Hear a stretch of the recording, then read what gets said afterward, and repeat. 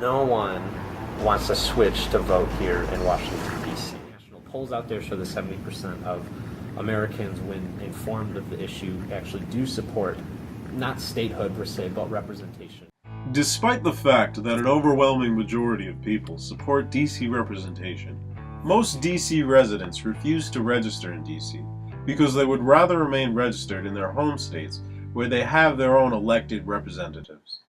People think that it's not economically feasible for us to be a state. We have billions of dollars of tax revenue, though we would actually be considered a donor state, which is a state that would give more money in taxes to the federal government than it receives in subsidies or tax returns. A majority of the states that are current 50 actually are not donor states, they're receiver states.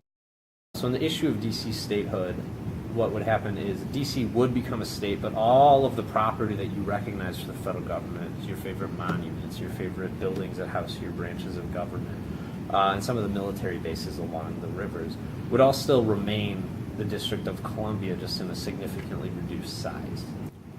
Our generation has never had a new state admitted.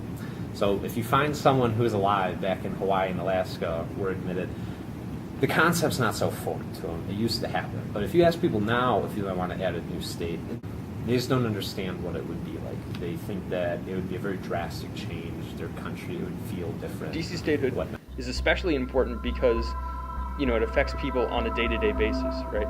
If the city doesn't have enough funds to improve infrastructure around the town, that affects you on a daily basis. If